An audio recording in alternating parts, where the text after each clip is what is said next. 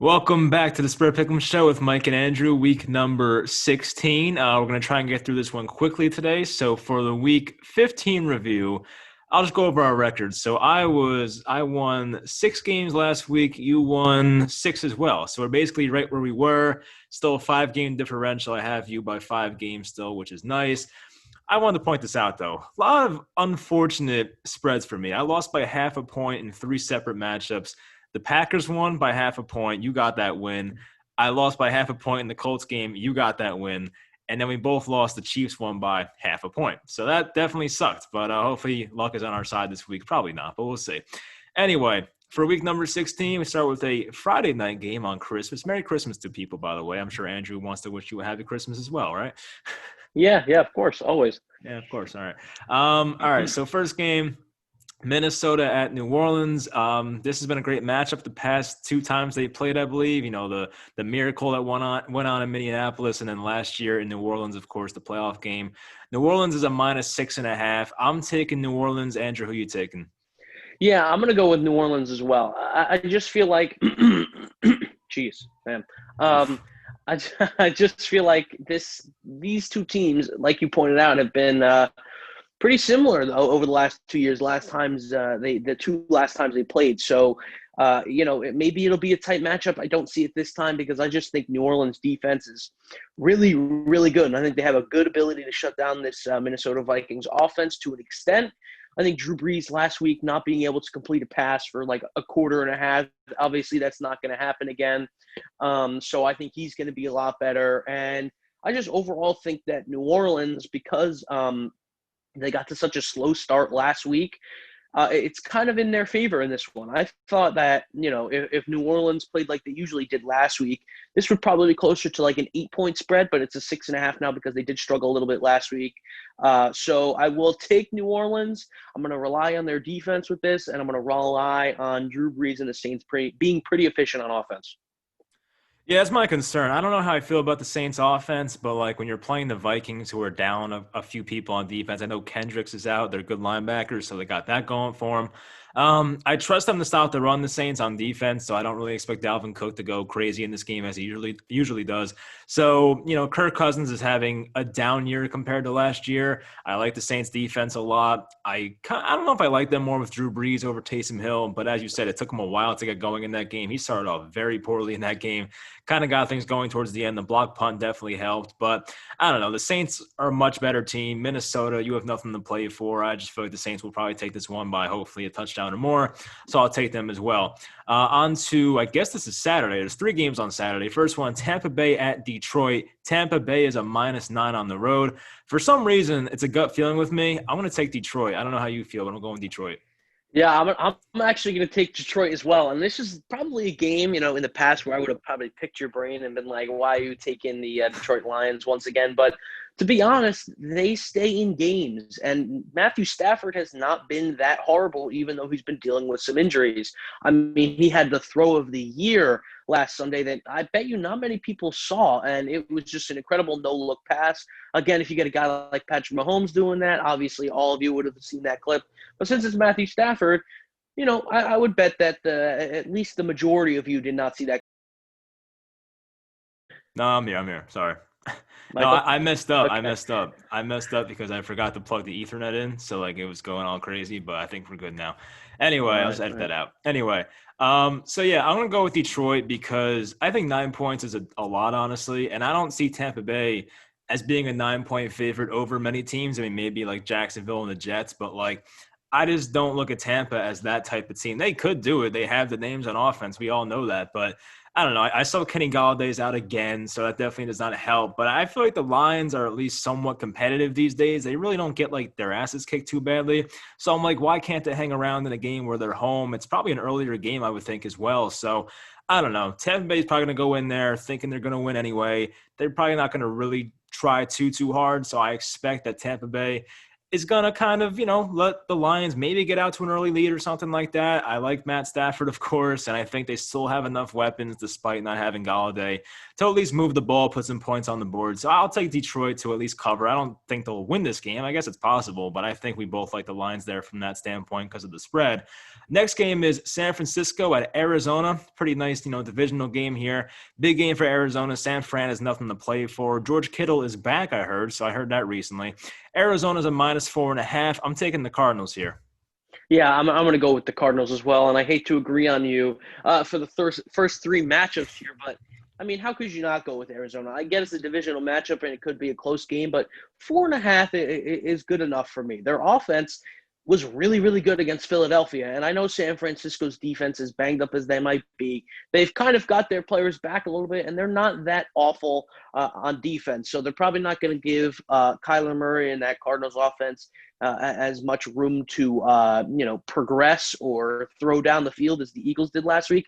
But this team can still score points. And I'm still trying to find who on that 49ers defense is really good enough to, shut down DeAndre Hopkins that whole game, and who's really good enough to stop Kyler Murray. I mean, he looked fantastic last week. And again, like you said, yeah, George Kittle's back, but other than that, San Francisco really doesn't have anything going for them. They have Nick Mullins as their quarterback, maybe Josh Rosen in the future. I know it's you CJ would probably Beathard like that. now. Oh, it's CJ Beathard? Yeah.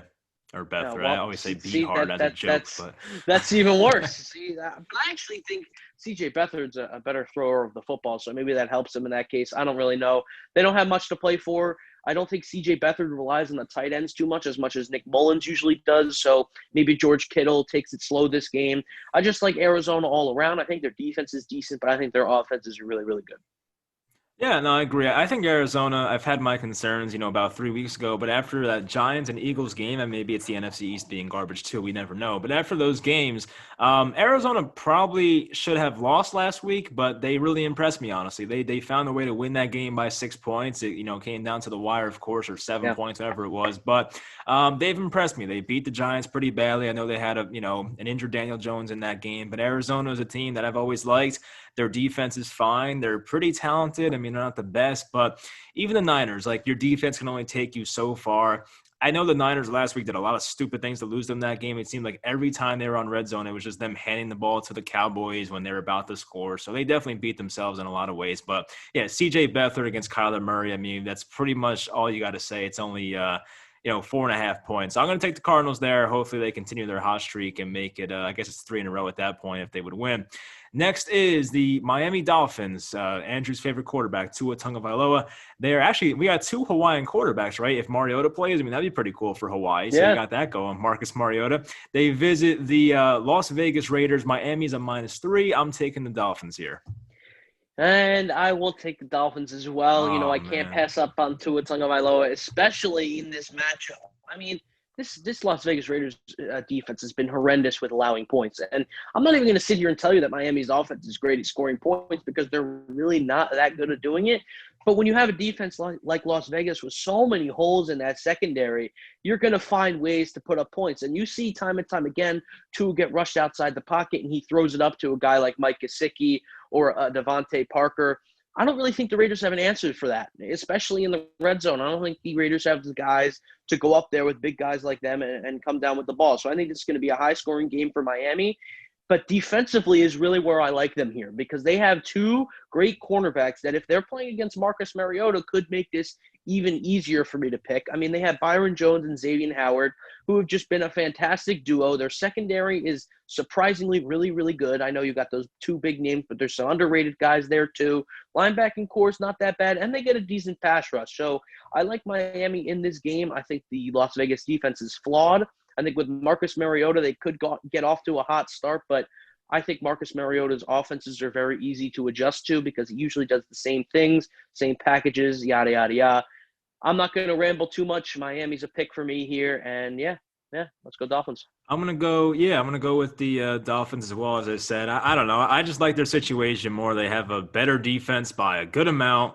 The Yeah. offenses are they're close enough. I still think Miami has a better offense. I mean, Derek Carr being healthy is probably, you might favor the Raiders there a bit, but Derek Carr on possibly one leg, or Marcus Mariota, we don't know what to expect there. And I think, as you mentioned, I think the Dolphins have like a healthy Gesicki, a healthy Devontae Parker now. They should be able to go with their weapons. And I feel like the Raiders defense, they were missing a lot of guys last week. I don't know if they got healthier or not, but their defense is really not that great regardless. It's pretty terrible, honestly, to be frank. But I'll take Miami. It's only 3 points. It's on the road, no fans. I mean, hey, I'll just take Miami. They're the better team. They have something to play for. The Raiders basically don't at this point. So Miami still has to kind of, I don't know if they have to win out, but probably at least go 1-1 here. So they kind of have to win this game in a way. So yeah, we'll both take Miami. Next game is the Cleveland Browns at the no longer winless New York Jets. I'll give us credit for calling that Jets game too, because that was a look There ahead you game go. for the Rams. Got that one right. So shout out to us, I guess. And Cleveland right now is a -9. Look, I know the Jets won, but I love Cleveland -9. I'm taking the Browns. Oh, how could you not love Cleveland against a defense that literally is awful against the run? And especially when, Cleveland just when they are able to establish the run, their whole playbook opens up so wide for Baker Mayfield. He can do so many different things, roll out, stay in the pocket, check downs. He really does it all when the running game is going for him. And that's exactly what's going to happen in this game, most likely. Kevin Stefanski is going to start out running early, try and establish some tempo and get this offense going. I don't think the Cleveland Browns team is a look-ahead team.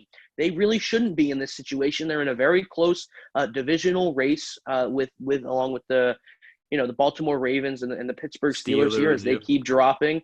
So I think this is a very winnable game in the sense that they might blow them out. I think this is a game where Cleveland says, we own this division.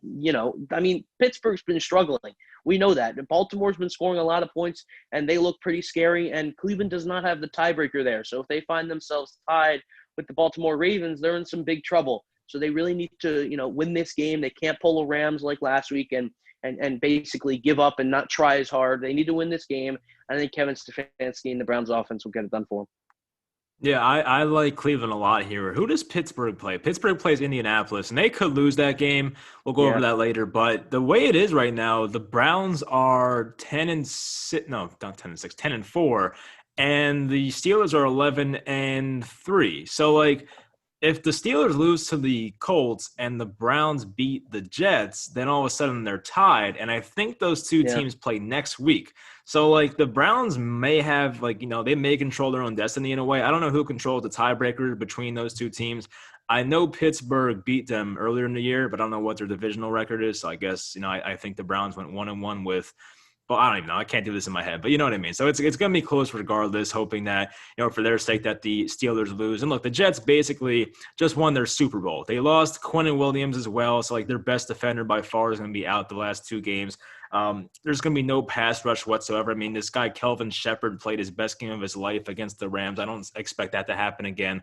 I just don't see any pass rush happening. And you mentioned it before. The Jets against the run are terrible. Take Williams out, probably a lot worse. So I just don't see a reason why the Browns can't put up 30-plus points in this game. I love Stefanski as a play caller.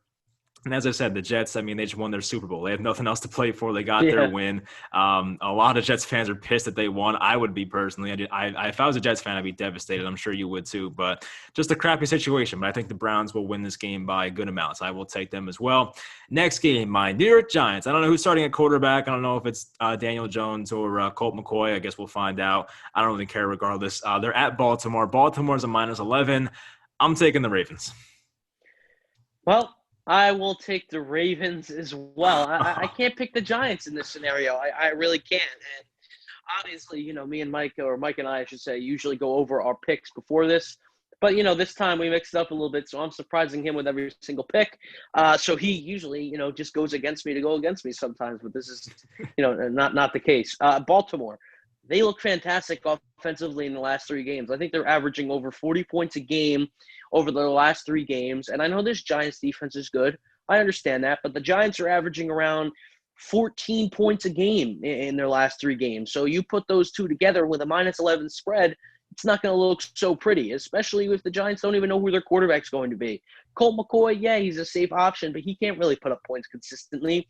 Daniel Jones exposes himself too much to the pass rush and could possibly give them a defensive touchdown in this game. So I just like Baltimore here. They're the safer pick. They're the less unknown team. The Giants, we thought we knew them for a little bit this season. Now they're kind of an unknown as well. You don't really know what we're getting from them on offense week to week.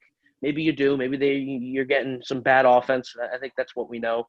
But the Ravens are just the safer pick here, and I'm going to go with them because I don't trust the Giants offensively.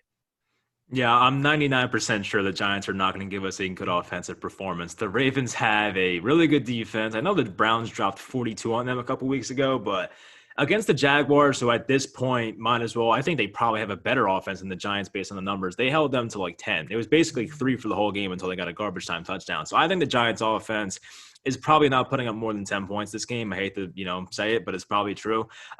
They're really good defensively right now. And you know what? As you mentioned before, their offense is getting things going. They've scored 40-plus the past 2 games against the Browns and Jags. I know the Giants' defense is better than those teams, but your defense can only do so much for you. If your offense has no life whatsoever, I don't expect, you can't expect your defense to basically probably be on the field for close to 35 minutes because the Ravens are going to win the time possession by a lot. They run the ball a lot. They, keep the clock in their favor. So the Giants defense is going to be on the field for a long time.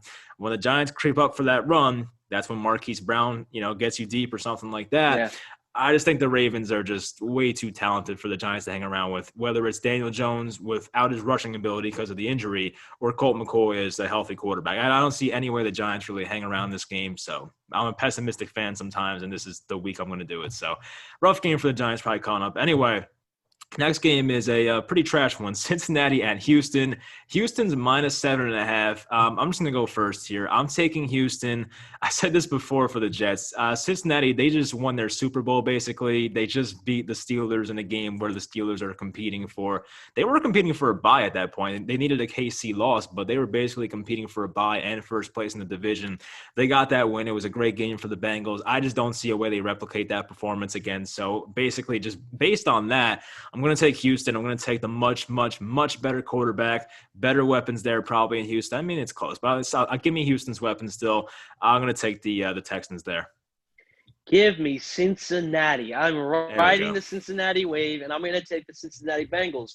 I'll have you know, this Houston offense has been pretty consistent this year, but over the last 3 games, they're averaging around 15 points a game. That's not good enough. And I know they're playing the Cincinnati Bengals defense. I know they're probably going to put up more than 15. I think it's almost guaranteed. But this Cincinnati Bengals team is riding a wave right now. They don't want to lose. I know you say they won their Super Bowl, but guess what? I don't think they want to lose. And if Joe Burrow was in this game, I think they might outright win the game, not just cover the spread. I think Houston plays in way too many close games for my liking against teams that they should be blowing out with their offensive talent. I think there's games where they get into a slump and they really don't game plan well after halftime when they figure out that one thing's not working. You really don't see them adjust that often and come out of the gate and score more points. So Cincinnati, it's the underdog team. They're coming off a great win against the Pittsburgh Steelers. Maybe that gives them a little overconfidence. I'm not sure. But I don't like Houston over the last 3 games, so I'm going to go with Cincinnati.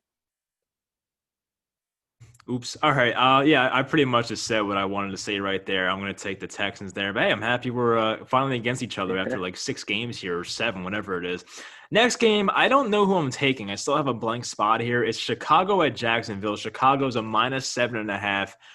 I think I'm going to take Chicago, but go ahead. Who are you going to take in this game? I'm going to take Chicago as well. And now that might push you to take Jacksonville. Yeah, exactly.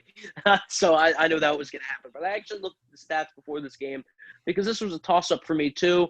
Like I said, I'm kind of, deciding on the fly here who I'm going with. But I'm going to go with Chicago because, believe it or not, Jacksonville actually gives up more points at home and Chicago scores more points away. So whenever you have a stat like that, that's some big leverage right there for me in picking a team. In the last 3 games, Chicago scored 30 points a game, and they haven't played some scrub teams either. They've played some decent defenses that are a lot better than Jacksonville's this week. So, I mean, they still have a spot to play for. It's not like they're playing for nothing. They still have that open spot in the NFC that they're looking for. They're not eliminated just yet. So I'm going to go with Chicago here. It's not a team that I've liked the whole year. but it's a team that I like more than Jacksonville, especially now that Jacksonville has the number 1 pick. Yeah, I'm joking. I'm taking the Bears here. I can't do it. Like I want to believe that the Jaguars are going to blow this first overall pick a week after getting it, but I really can't. It's just too much logic into taking the Browns here. I Yeah. mean, the second coming of Mitch Trubisky has been phenomenal. They've been great on offense, as you mentioned. David Montgomery's been like the best running back in football this month. So like I really can't pick against them, and their defense is still very good. So I really, I like Gardner Minshew better than Mike Glennon and Jake Luton and all those guys, but I just don't see Jacksonville putting up too many points here. And I think that the Bears have a legit chance to put up 27, 30 plus points in this game. And I don't know how Jacksonville is going to do that against the Bears defense. And like the Bears, as you mentioned, still have something to play for. The Bears have to go, I don't know if they have to go 2-0, but they probably should to make the playoffs. And Jacksonville has a quarterback prospect that comes around once every decade, staring them in the face. And the players are not going to stop trying, but like just for the narrative's sake, the Bears are going to probably try a lot more for this playoff spot. So I'm going to take Chicago as well. Next one's also a tough one. Atlanta Falcons, they're at the KC Chiefs. Kansas City's a -11.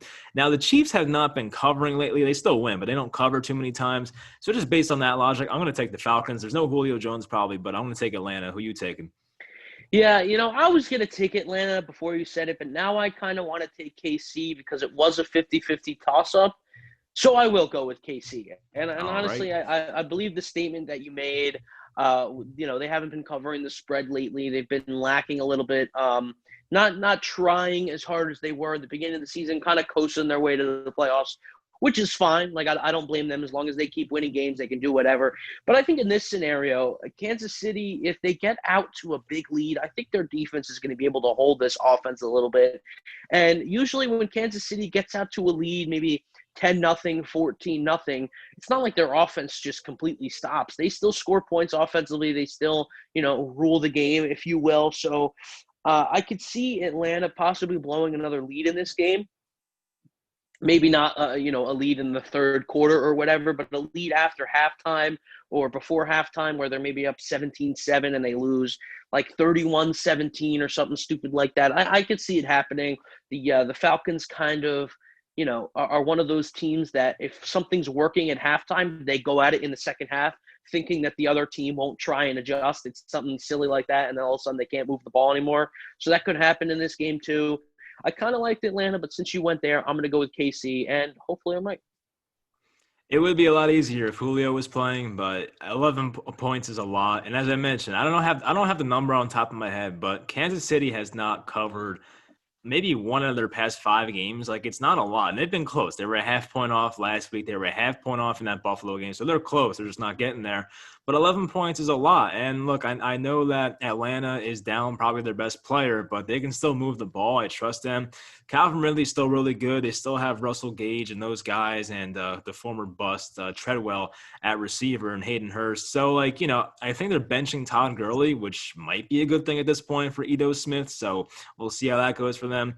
The Falcons defense can definitely get torched for 50 points. That definitely is a concern for me. Not much of a pass rush there for Atlanta, so it is concerning, but I trust their offense to at least keep this one close enough where you can cover 11 points. I'm not asking for a lot here, just cover 11 points. If they lose by 10, that's great. Of course, KC can win this one by 20. It would not shock me, but the Falcons, they seem to be in most games. Like they play in close games. It seems like most times, at least, now that I'm thinking about it, but KC's a different animal. I get it. They have a really great kicker in Younghoe Koo, so that definitely helps them as well. Maybe, get a couple of 50 yards field goals in there or something to keep the score closer. So I will go with the Falcons there to hopefully cover. There's no chance they win, but hopefully they cover.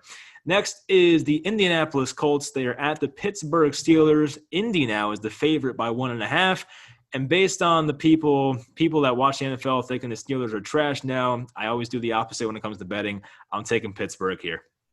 Yeah, I was thinking about doing the same thing, but I can't leave my Indianapolis team, floating in the water here because I've gone with them so many times this year and they've proven me right so many times. And I've proven you right in a sense. This defense is legit, that this team is legit. And I've been sticking to it all year. Now, there is a little narrative on this show that whenever I pick the Indianapolis Colts, they usually don't cover. So maybe that will happen again, and maybe you'll be right. You should probably be happy that I'm picking the Colts in this situation. But the Colts are just versatile all over the field. Their offense Zach Pascal has been like just incredible like the last few games. He has options offensively. He can go to his running backs who are good receiving running backs and Jonathan Taylor and Naheem Hines. T.Y. Hilton is even getting more involved. They found ways to get Michael Pittman Jr. involved. I already said Zach Pascal. So offensively, they seem to have it rolling a little bit. And at the beginning of the season, you were like, it was almost watching the Colts was like, if they were they're an elite quarterback away from literally being Super Bowl contenders, right? But then Philip Rivers started picking up a little bit, and he's not that bad, playing a little more conservative and keeping them in games. And this defense is legit. Pittsburgh's been struggling offensively to move the ball. They've been dropping the ball a lot. I know Juju's going to stop doing the TikTok dances, so maybe that helps them. I'm not really sure. It'll certainly help him and his mental health from not getting hit as hard. But I will take the Indianapolis Colts because I felt confident all year. I think they're one of the only teams in the AFC that can beat the Buffalo Bills. I don't think they can beat the Kansas City Chiefs, but I think they could beat the Bills. So with that being said, I think they could beat the Steelers, and it's basically a pick 'em with 1.5. The good news is that they're at home and Juju can't dance on the opposing team's logo. So we have that True. going for us. But I think he says he's going to stop doing that anyway. But anyway, yeah, you did mention Philip Rivers, who has been playing a lot better. He's playing through an injury, too. It's something that requires surgery, like something with a toe maybe. I forget what it was. But he's playing through an injury, playing very well. I give him his credit.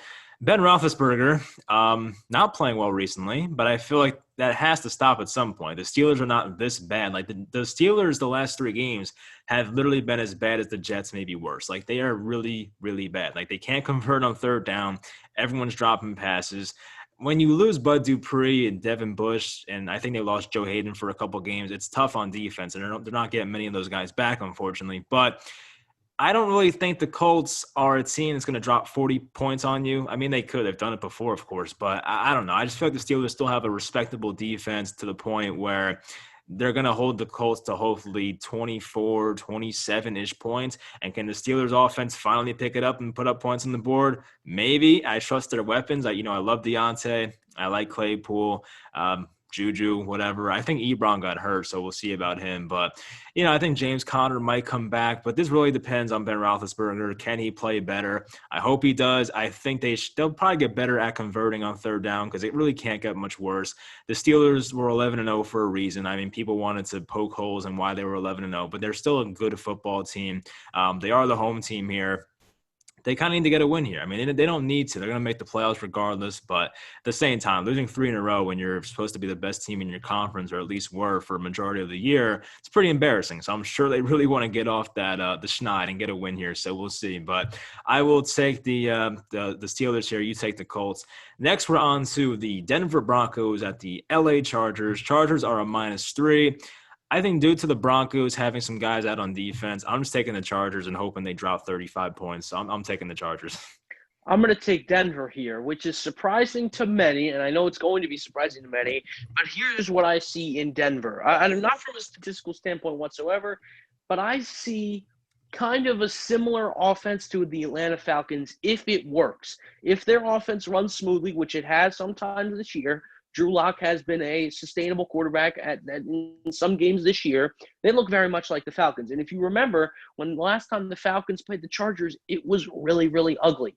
Like, that was an ugly game for the Chargers. They didn't look good. And I know the Chargers are coming off a win, but since Eckler has been back, they really have not looked the same since Justin Herbert cut his hair. They've not looked the same. I think Denver is a team in this situation that can really find a way to not only cover but outright win the game. I think when their offense is smooth again, they run like the Atlanta Falcons. And I think if you do that, you should be able to beat a Chargers team.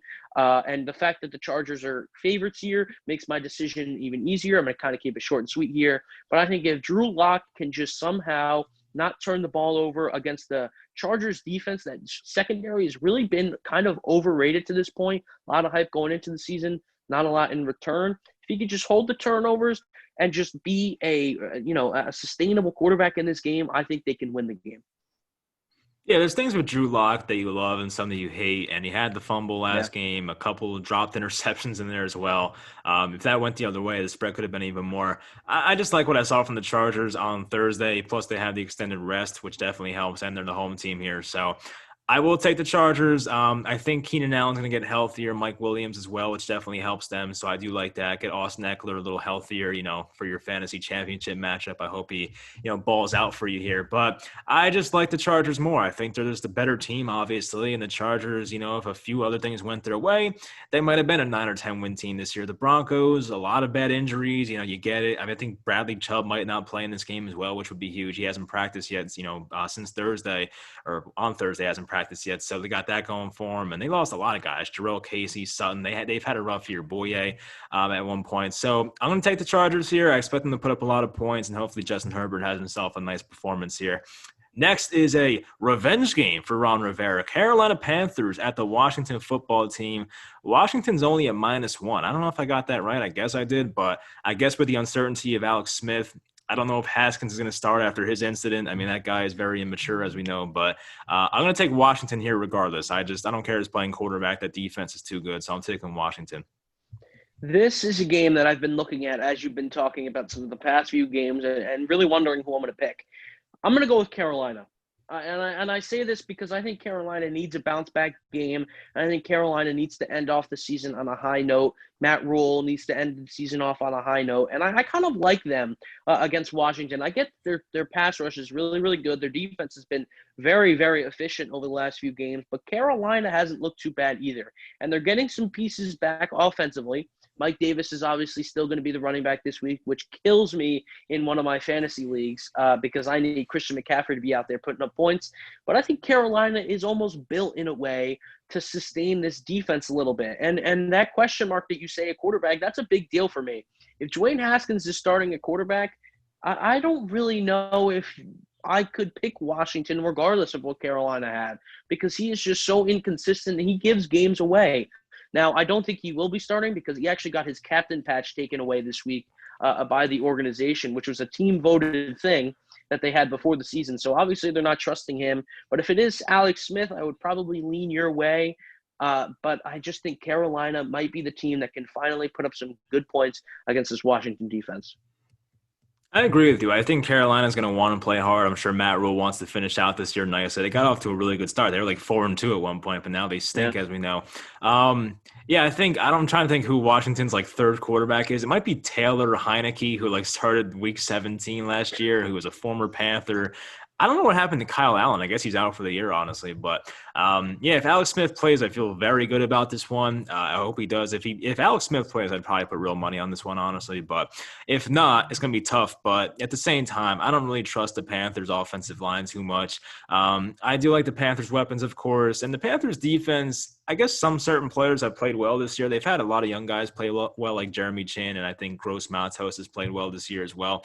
So they have those guys, young players that are playing well for them, which is great. But for this game against a Washington team that has the scariest front seven in football possibly, it's like I don't know how they're going to hold up. Washington, they need to win these games. If they win and the Giants lose and I guess the Cowboys lose or something, I don't even know how it works, but Washington can really take control of the NFC East and possibly clinch it this week if they win. So they have that going for them. They have a lot more to play for.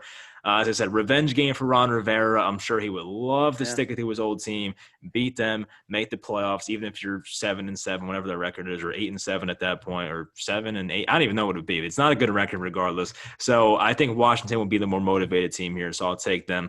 By the way, I got an alert here from the NFL update thing on Twitter. Derek Carr is off the final injury report. Saw the same thing. I was going to say it. You saw it? Yeah.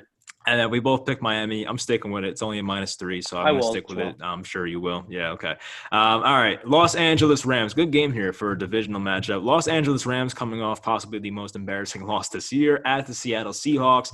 Seattle's a -1. Close matchup here. Two pretty good teams going at it. Really big for the division. I'm going to take Seattle. I don't trust Jared Goff. I'm just taking Seattle. So that's pretty much it. I'm taking the Rams, and I'm really surprised that this game is not favored in the Rams' way. And I say that because I get it. I get the whole Jets narrative. Yeah, the Jets took down the Rams last week, but let's not forget how good this Rams team really is defensively.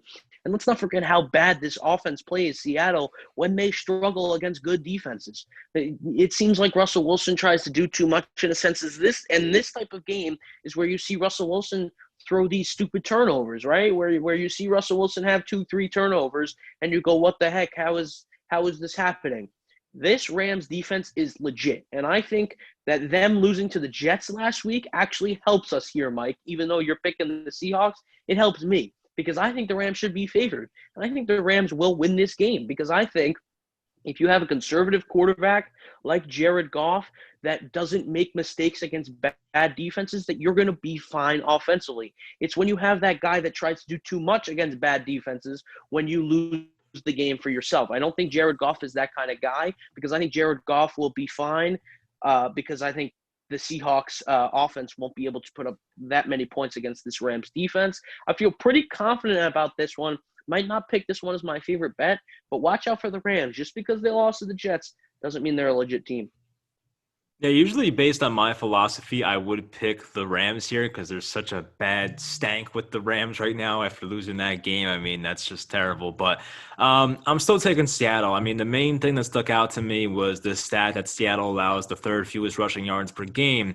And the way the Rams really get their offense going is through the run game, respect the play action. You get guys like Robert Woods and Cooper Kupp involved. If they can't run the ball, I just don't know how effective the Rams offense can be. And like I just think like with Cam Akers out, you're relying on Darrell Henderson and Malcolm Brown now to be your starting running backs. So I just don't really see how the Rams get much going offensively. I think Seattle. I mean, last time Russell Wilson faced the Rams, he had a couple interceptions. I think you mentioned that before. So that is something to watch out for. They didn't do too well offensively, but I just think the Seahawks obviously have a much better quarterback, I'm not going to say much better offense, but they have a higher ceiling as an offense, in my opinion, if they get the deep ball going. Tyler Lockett in the slot could be a problem in this game, so I like that matchup for them. I'm going to take Seattle. It should be a really close matchup, though. I think this one can be like a field goal type game. I see why it's a -1. Should be a really fun, close game, but I'll go Seattle. You go with the Rams there. Last 5 games have been different sides for us. I like seeing that. Anyway, Philadelphia, you know why it's good, Andrew? Because I always look back at our spreadsheet at the end of the week or the graphic. You always do so well with the Thursday and the like 1 o'clock games on Sunday, and then the primetime games come up and it's L. So if we're disagreeing at the end – I feel very good about this. I text you after the 1 o'clock games. I'm like, oh, look at me this week. And then I go down the drain. Yeah, it happens. I think the streak will end, though, because next we have Andrew's Philadelphia Eagles at the Dallas Cowboys. Philadelphia is a -2.5. I think we both like the Eagles here. Isn't that true? Yeah, I don't know if you can see that, but I'm going with my guy, Jalen Hurts. Yeah, it's pretty impressive, don't you think? That's pretty good. Yeah, not bad. Thank you. Yeah, I am going to go with Jalen Hurts. I'm riding the Jalen Hurts train, maybe a little too much lately, but I like him, and I think he fits the offense perfectly. And this Dallas defense, it's not good. And it's not good against quarterbacks that get outside the pocket. We've seen that consistently this year. Their offense having Zeke, like you mentioned before we even hopped on here, might actually hurt them because Zeke's so far been a liability for their offense. So maybe they're just better off with Pollard, giving Zeke a rest, maybe tanking the rest of the season. I could see that as a possibility. But I also don't want Philadelphia to win this game. As much as I would like to see, the team get along, build some chemistry for next year, I want them to get a better draft pick. And I say that because I know exactly what the Eagles are going to do. Oh, that disappeared there for a second. I know exactly what the Eagles are going to do. They're going to draft a wide receiver in the top 10, and I don't like that very much. So I hope that they get a little closer to the top 5 so that they're not as tempted to pick a wide receiver because I don't like picking wide receivers that early. But I like this matchup for Philly. I like it a lot, even though I want them to lose. I think they will win, and I think they will win by more than 2 points. And I feel pretty confident to the point where I might make this my favorite bet. I mean, you would have liked it if you took Justin Jefferson last April, but we're not going to talk about that. Anyway, the Eagles have been very impressive. The Cowboys, they look good. They beat Cincinnati pretty easily. I mentioned the Niners game where they got a lot of turnovers, whether it's lucky turnovers or just maybe they did a good job of forcing turnovers. I don't know how you want to put it, but I just think the Eagles right now are just riding on a hot streak, and I guess the Cowboys are too. But I just like the Eagles a lot more. I feel like they have the much better quarterback now. Hurts is really impressive. I always looked at Hurts as like a good system quarterback type guy that can make the throws and make these simple, easy throws. He's making a lot of big-time plays. Like, he's really shown a lot of things that you see from an elite quarterback. Not to say he will be an elite quarterback, but you're seeing those plays, those big-time plays that an elite quarterback makes. And I said this to my friend who's an Eagles fan, the other day on Fortnite when we were playing that game. I said, if you guys put in Hurts like a month prior, you guys probably would have been in the playoffs. It's a shame that it took that long. I see why it took so long, because you don't want to give up on a guy with a contract like Carson Wentz. But really, Jalen Hurts brings this team to a different level. So I am going to take the Eagles. I like their defense a lot more than Dallas. I know your defense isn't too great in Philly, but Dallas is not great either. They're pretty terrible, honestly. So I'm going to take the Eagles there. I think, it might be one of my favorite bets as well. But every time we agree on a bet, it seems like we're wrong. So I'm probably going to stay away from that one now. But we'll both take the Eagles there. Tennessee at Green Bay. I guess this is Sunday Night Football. Green Bay is a -3.5. For some reason, I have a really good feeling about the Titans here. I'll go over why after this, but I'm going to take the Tennessee Titans here. Yeah, and I hate to burst the bubble, make it 2 in a row that we've agreed on, but I'm going to take the Titans as well because they've been scoring a lot of points. They scored the most points in the NFL, actually, most points per game. Very impressive from the Tennessee Titans. You would think that it was the Kansas City Chiefs, but, over the course of the season, it's kind of turned around in the Tennessee Titans' favor here. And Green Bay struggles with teams that are versatile, like the Tennessee Titans, that can run and that can throw at very high levels, very elite levels. I think that it's going to be a slow start to this game, but I think over time, Tennessee's going to pick it up a little bit. I don't necessarily like the matchup defensively for Tennessee against the Green Bay Packers. I don't know who really would, but I feel confident enough for them to stop them to, about 24, 27 points. I think the Titans can score more than that. I really do. I really do think they can, because I think they can establish the run. And if not, they can go right to the pass and then back and forth, so on and so forth. So I feel pretty confident about the Titans. It's hard to pick against a team like that as of late, so I'm going to stick with them. I'm going to go with the Titans as well. I just think the Green Bay Packers, even going back to last year's NFC Championship game, have a tough time stopping really good running teams, and I think this is exactly what's going to happen here with the Tennessee Titans. And even in the event that they shut down Derrick Henry, which I don't think will happen, we have seen time and time again, Ryan Tannehill can beat you with the pass. When A.J. Brown and Corey Davis have been really good this year, probably both going to reach 1,000 yards, I think. So they've been very impressive. I just, Green Bay's tough to bet against because the Titans have one of the crappiest secondaries in football. But I always trust a team that can run the ball more efficiently than the team that can pass. I know it's backwards thinking for 2020, but I feel like when you're trying to stop the pass on defense, it's like you can run into a lucky interception here and there, a tip ball. When you're just running the ball up the gut for 7-8 yards of carry, basically, really not many ways you're going to stop that. Like when Derrick Henry's coming at you and you can't stop it, you're not going to stop it. If Aaron Rodgers has a couple of passes tipped, there's a chance of an interception. So it's a lot more safe to run the ball. And that's the reason I'm going to go with the Titans here. I feel like, Green Bay is the home team, but the Titans are a team that can go outdoors in the cold. They can beat you with the ground game. I just like them a lot in this game. I mean, that's pretty much why it's Derrick Henry is written all over it, but I'm going to go with the Titans here as well. Final game, Buffalo at New England. New England out of the playoffs for the first time since that Matt Castle year. And before that, probably 20 years. But, this is a game where they have nothing to play for. Maybe Belichick wants to lose. We have no idea. But Buffalo is at New England. Buffalo's a -7 on the road in New England. Can you imagine saying that? But, yes, I see why. I'm taking Buffalo. I don't know about you, but I'm taking Buffalo. I'm taking New England, and it's going to be a risky pick for me. But I feel slightly confident about this one because if you look back to their last matchup, I understand that both teams were very different. Josh Allen struggled to throw the ball, and that was after Josh Allen having 3 consecutive games of 300-plus yards passing. And then he goes into not into Foxborough, but he goes against Belichick's defense, and he struggles a little bit. That's a little concerning to me. When you have a touchdown spread like this, and against this defense prior, you weren't able to throw the ball that much. You had to rely on guys like Zach Moss and Devin Singletary. That's not really the most pleasant thing to see. Plus, on the other side of the ball, the Bills had a tough time stopping the Patriots on the run. I think Damian Harris had 16 rushes for 100 yards in that game or something stupid like that. When does that ever happen, right? So those two alone, if New England can really establish the run, that's where Cam Newton's really good. When he feels comfortable in the pocket, feels like he can get outside and rely on his running backs a little bit, I feel like that's where Cam Newton is in his prime, if you will. So I feel like, again, this is a game where New England has no business making it close. They have no business even playing a team this good. But I think that they're going to put up a fight, and I think they're going to go out on a good note. You made me remember the last time these guys played. The Patriots should have won, but Cam Newton fumbled on Buffalo's 20 on like a 2-minute See, drill. there Like you they go. honestly should have lost that game to Bills, but that was a long time ago. I get it. But at the same time, I just think New England, as we know now, have nothing to play for. I'm surprised they haven't made a quarterback change to Jarrett Stidham. I don't know what kind of future Cam Newton has there. I don't even know what kind of future Stidham has, but he is younger and is a draft pick, so I'm kind of surprised Cam Newton's still the starter there. Maybe he has a very short leash going forward, but at the same time, the Bills are a team that if they win this game, might be in a position to bench everyone week 17. They probably want to go out there and just beat New England and just have the week off. I think that's what they would want, not the entire week off, but at least not be able to play next Sunday in a meaningless game, basically. So it's a divisional matchup. They've been the underdog in this matchup forever, and I feel like this is their time now. Take the division, really show them who's boss. And, Bill Belichick's had a stranglehold of that division for a very long time. So this is the Yes, Bills' he time to has. shine. I like the narrative here for the Bills. They're a much better team, in my opinion.